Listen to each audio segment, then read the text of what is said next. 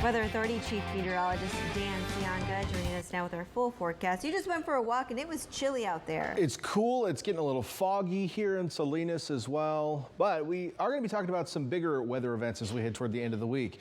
And one of those is the potential for some rainfall. The other one is going to be some big temperature changes, and we'll get to that in a moment. But let's give you an overview of that rain threat. I'm going to show you this map again. I showed you this at the beginning of our newscast tonight. Area of low pressure offshore today brought us some high clouds. You can see the moisture stretching all the way back to Marie, though.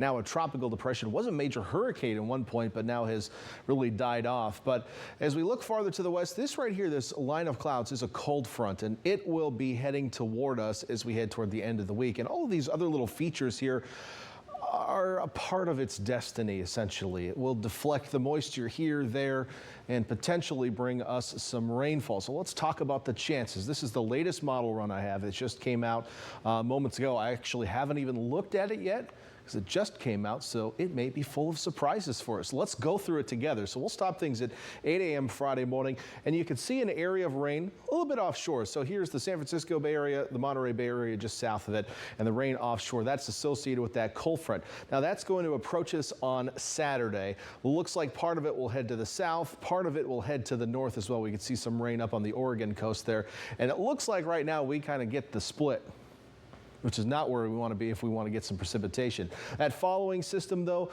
may bring us a little bit of drizzle, it looks like, as we head into Sunday. But there's still a chance of us seeing some precipitation with this first system on Saturday. I'm not seeing a lot of consistency in the computer models just yet. Again, the tropical systems like Marie really do kind of throw a spanner into the works, if you will, and make it difficult for the models to predict. So the best chance of us seeing rain, I think, is going to be on Saturday morning. However, I don't expect much. If we do see some, I think it'll be light and in the coastal hills. We'll keep an eye on it for you as we head toward the end of the week. One thing we definitely will see is some much cooler temperatures and some more low clouds. We have some of those low clouds out there tonight pushing into the Salinas Valley. There are a few high clouds blocking. That's why you see this dark spot right here. But the bay filled with clouds. The valley, the Salinas Valley, also filled with clouds, and visibility is dropping down to 1 mile in Watsonville. Please be careful out there. They had that terrible accident on Espinosa Road outside of Salinas last night. Fog a possible factor in that. Just drive safe out there tonight and tomorrow morning. We'll wake up to low clouds and fog around the Monterey Bay and into the interior valleys nearby. Then we head in the afternoon, mostly sunny for inland areas, but the clouds are going to stick on the south and east sides of the bay. That's going to keep things cool tomorrow. So we're going to see a big cool down.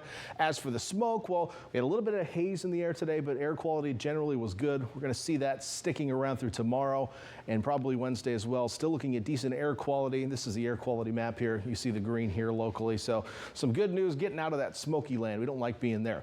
Let's take a quick look at those temperatures for tomorrow. We're going to be in the 60s down on the coast tomorrow, even Santa Cruz in the 60s.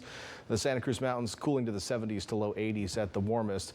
East shore of the bay all in the 60s, even all the way into Watsonville and Salinas. So a cool day tomorrow. Highs well below normal. 70s in Hollister, 80s in Santa Clara Valley.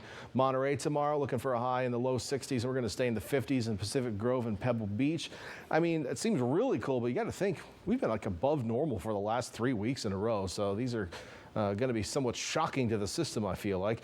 Inland areas down south in the 70s to 80s, but that's about as warm as it's going to get. No 90s anywhere on the maps tomorrow. So as we head through the next couple of days, temperature is going to be cooler than normal for this time of year. Again, still watching for some rain chances this weekend, but don't cancel any plans.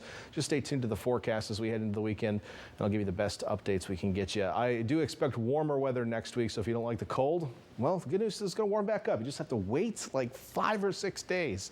Inland areas, really chilly for this time of year. Normal inland high right now should be around 82, so we're below that for the next 5 days. We'll get close to it next week with sunshine. Again, keeping an eye, Veronica, on those rain chances All right, as we head toward the end of the week. Okay, sounds good.